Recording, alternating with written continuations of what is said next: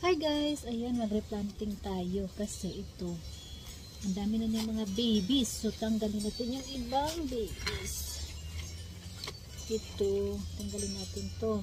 Ilipat natin sa isang pot. Kasi ang dami yan.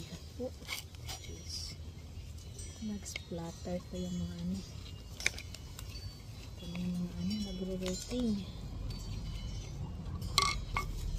Ayan, tanggalin natin to kasi ang dami niyang babies. Ayan. Ayan, makuha natin yung may ugat. Kasi pag walang ugat, hindi siya mabubuhay.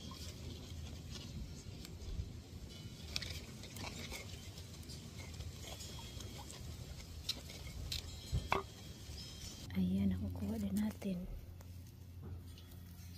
Yay! Ang laki. So, i-replant ko siya. I-replant ko siya dito.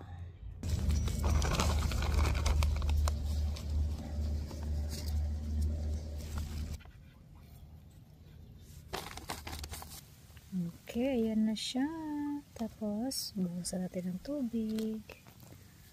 Ito yung Clivia miniata. Ayan.